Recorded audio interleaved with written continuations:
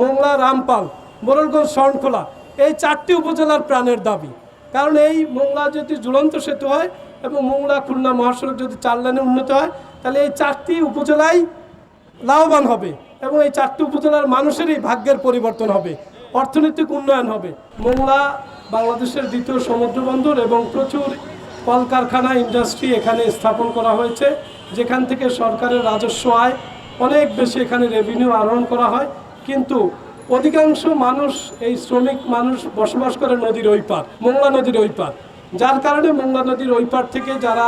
এখানে কাজ করতে আসে তারা সকাল এবং বিকালে এই নদী পার হতে হয়। এই নদী পার হতে হলে যখন ভাটা হয় তখন এই নদীর অবস্থা খুব খারাপ থাকে এবং কোনো ঘাট নেই, না থাকার কারণে প্রচুর মানুষ এখান থেকে নিয়মিত অ্যাক্সিডেন্ট হয়, মারাত্মক আহত হয়। এটির জন্য আমরা দীর্ঘদিন ধরে আমরা এই নদীতে একটি ঝুলন্ত সেতু চেয়েছিলাম। আমরা জানি সেটি 2025 সালে এটির কাজ শুরু হয়েছে, যেটিকে বলা হয় যে একটি প্রকল্প পাশের আগে তার ডিপিপি হয়, সেই ডিপিপির কাজ চলমান রয়েছে এবং এটি শেষ হলে আমরা জানি প্রজেক্ট ইভ্যালুয়েশন কমিটি সেখানে এটি যাবে এবং সেখানে এটি দেখবে এটির খরচ এবং উপযোগিতা এবং এটির দরকার আছে কিনা, সম্ভাব্যতা যাচাই বাছাই করে মূলত এটি একনেক যে সর্বোচ্চ পরিষদ যেখানে প্রকল্প পাস হয় সেখানে যাবে।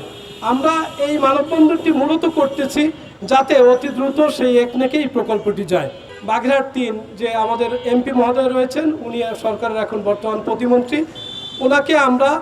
আমাদের এই মানববন্ধনের মাধ্যমে জানাতে চাই যে এটি মানুষের প্রাণের দাবি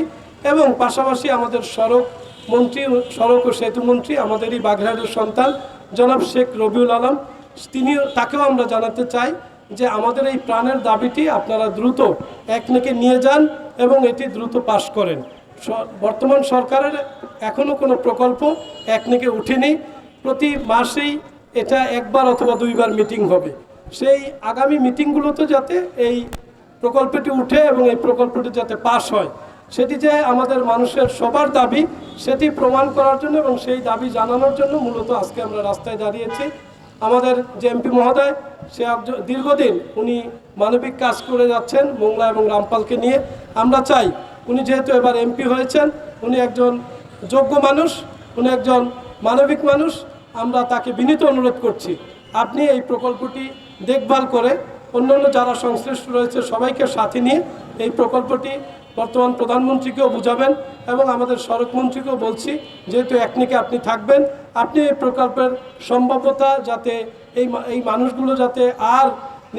অবহেলিত না থাকে, এই মানুষগুলোর এই দাবিগুলো যাতে বাস্তবায়ন হয় সেজন্য গুরুত্বপূর্ণ ভূমিকা পালন করে